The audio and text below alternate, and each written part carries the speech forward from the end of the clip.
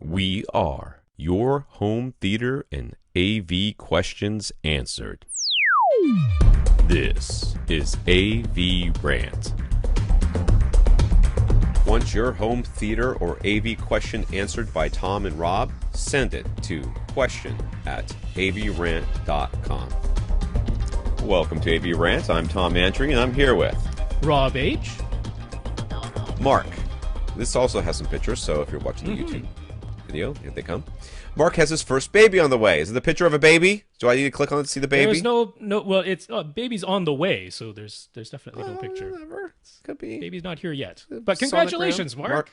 Congratulations, dude. Yes. It's going to be the best and worst thing that ever happened to you. That means some rooms in this house are getting rearranged, including the theater, which is now moved to the back room in his house. The room is 15 feet long by 8 feet high, but only 7 feet 8 inches wide, and it's actually even narrower for a portion of the room. As such, Mark basically has a 10-foot 2-inch by 7-foot 8-inch section of the room that he's using for his theater with a 5-foot by 7-foot area to the left. He knows the room is tiny, has dimensions that are close to being equal or exactly double, and he's off-center in the room and sitting so that the room is wider than it is long. But this is about the best he can do for the time being. He'd like our help to make it as good as possible. I need to see these pictures because I'm totally confused. I do understand basically what's happening, but I will click on the pictures in a second. Based on some of our advice, he has built 7 do-it-yourself absorption panels. They are 2 inches thick. He's put 3 on the wall behind his seat, 2 on the right wall, and 2 on the front wall. So, first of all, do we think he's placed them well so far, or would we recommend placing them in other locations? Let me click while Rob starts to talk. Yeah, I mean, my opinion is this is pretty good placement for a beginning. I mean, certainly behind your seat, because I mean, the room itself at its widest is 7 feet 8 inches, and that's from front to back. So of course his seat is right up against that rear wall. Sure. So definitely behind your seat, 100% you want panels there, and he's put them there. Then his right wall is definitely closer to his right speaker than the left wall is to his left speaker, because there's that area that's the 5 feet of area over to the left. So putting them on that right side wall, absolutely the right move. And then he had a couple more left, so he put them on the front wall. I think that 100% makes sense. I like it. All of that I'm looking at the pictures now. I agree 100% with where you've put them. That's where I would have put them. I might have taken the ones on the right wall and moved them, separated them a little bit. Just at least move the one Well, look at how narrow that wall is. I know, but I think that I'm wondering if that it looks like the speakers, the first reflection would be hitting in there someplace, but it's hard to see. Yeah, but it's gonna hit right in the middle of the wall because the speaker's on the front and he's you're at at the an back. Angle too, so yeah. All right, that looks good to me, man. I agree. They look good. I have to scroll down to figure out where we are. That 5-foot by 7-foot area of the room has a door that leads outside. He has curtains over the door. Are they doing anything acoustically? Nope. Wow. They could very well be tamping down a little bit of the high-end stuff that's bouncing around the room. The highest frequencies. The highest frequencies. Sure. Objectively, are they doing anything? Not really. Okay. No. He's considered those don't look like terribly heavy drapes either. He's considered replacing those curtains with Eclipse Absolute Zero curtains. They mention noise reduction as part of the benefits. So would one of those curtains be acting as acoustic panels or absorbers? I have to click on this to know for sure, but my gut feeling is that they will do more than the current curtains you have, but you will hang them and go, I can't tell the difference. They're very thick and heavy. I'm sure they are. So, I mean, look, if, let's say you just had a doorway, and then you put one of these very thick, heavy drapes covering the doorway, and at one point someone was speaking on the other side with no curtain in place, and then someone was speaking on the other side with a curtain in place, they would sound a little bit muffled. I have zero doubt of that. That is true. Right? So, it's not doing nothing, but I wouldn't put it in the same league as an actual acoustic panel. Right, but it'll muffle the sound a little tiny bit. I have no doubt of that. That's not something I would be suspicious of. Yeah. So with adding, okay. That being said, unless they are free, they're not worth the money. That's pretty much the way. Well, I mean, if he wants blackout curtains anyway. If you want blackout curtains anyways, fine, whatever. Yeah. But I don't think they're going to do anything that you're really going to notice So he asked, would adding bass traps to the corners help? He read Ethan Weiner's test on various densities and thicknesses of bass traps, and the basic conclusion was that covering more surface area mattered more than thickness or density. So does it really matter which specific corners get covered, or just a matter of putting absorption in any available space, even if it's high up or along the floor?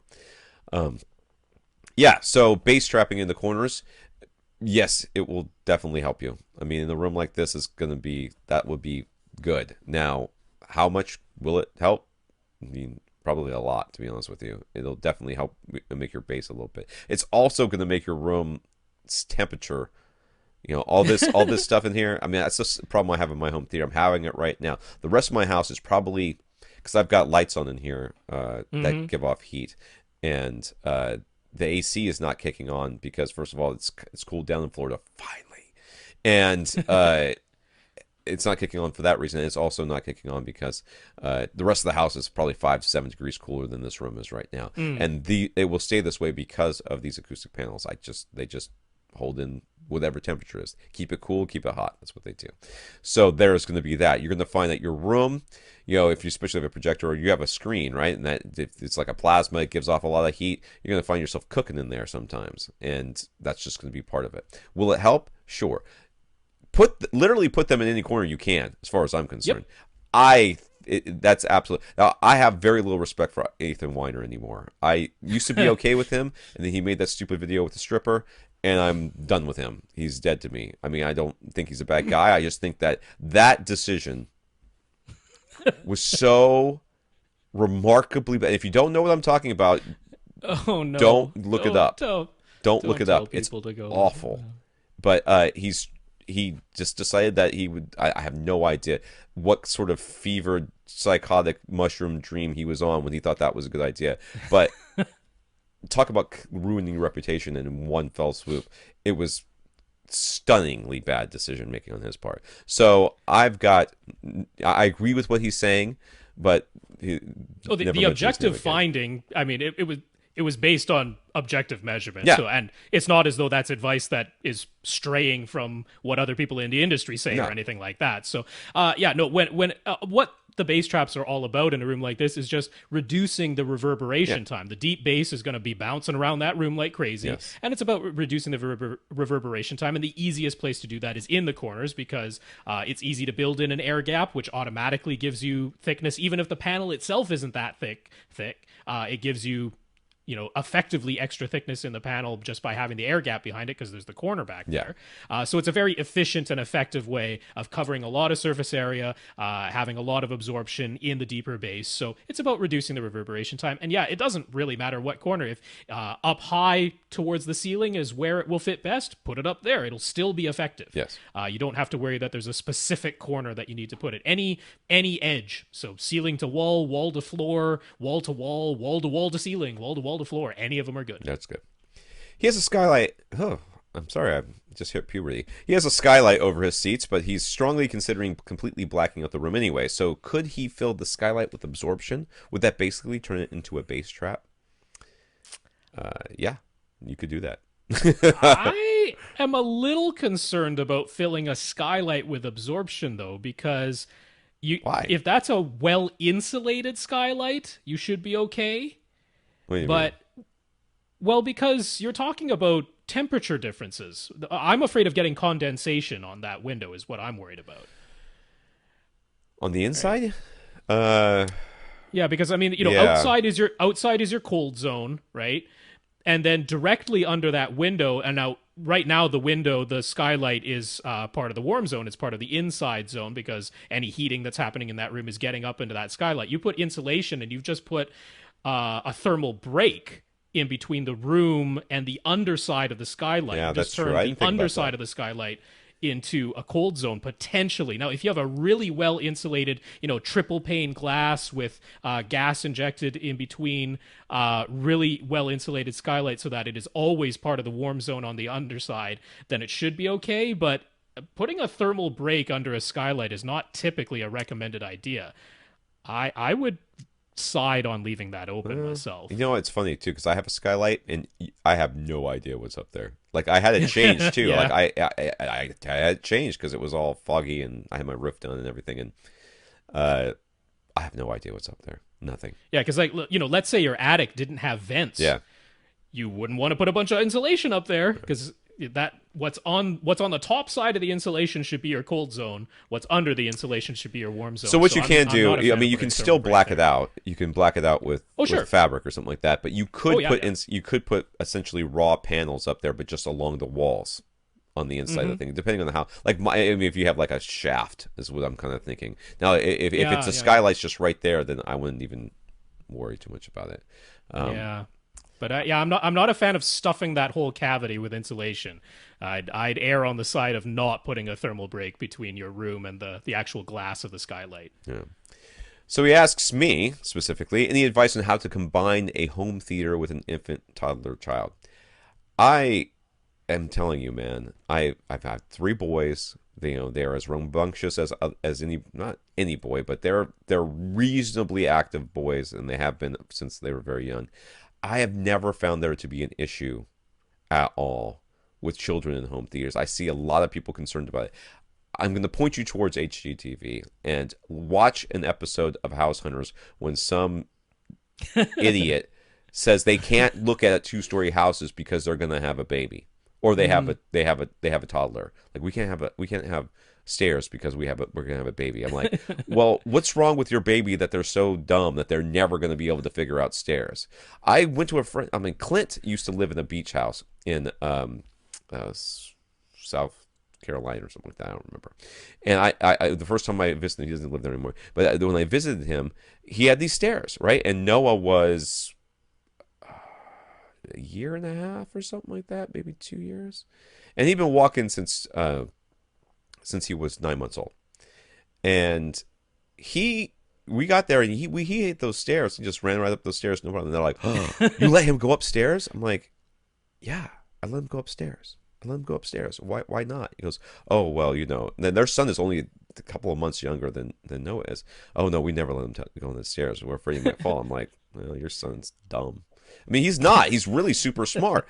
But you guys are being overprotective parents about the whole thing. And I think Clint eventually kind of realized that. But he was blown away when my son... I mean, he wasn't really walking up. He was too small. He wasn't walking up the stairs. He was kind of like crawling up the stairs and going up and down the stairs. Like, aren't you worried? I'm like, that's what? Toddlers do. He might they fall. Get on their hands and knees. They're very close to the ground. That's why they're very close to the ground. That's why they're not born 6 feet tall. If they're 6 feet tall, they kill themselves. But they're not. They're like 1.5 feet. They fall over. They're like, ow, I bumped my head. And they get up and they keep going. Not a big deal, right? Same thing with home theater. Take some reasonable precautions. Put some blue tack under your speakers. Or just keep the grills on so they don't poke in the tweeter and make you want to leave them at the fire station. Put things behind glass or behind screens so that the kids can't, touch the knobs and do all that stuff.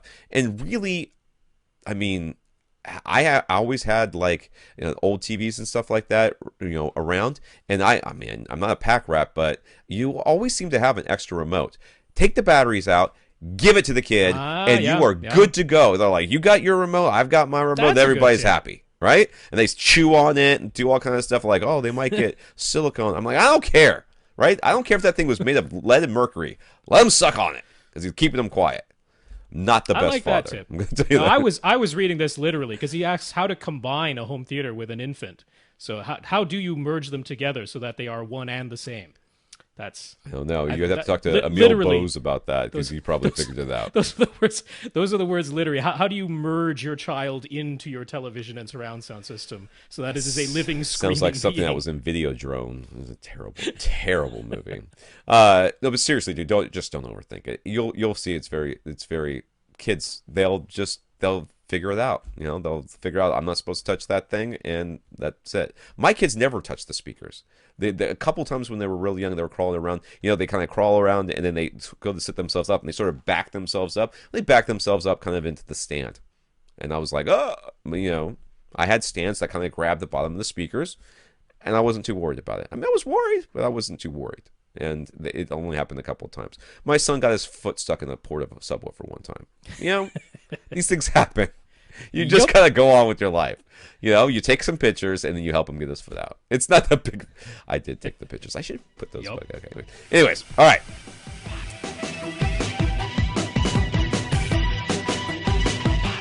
Want your question answered? Send it to question@avrant.com.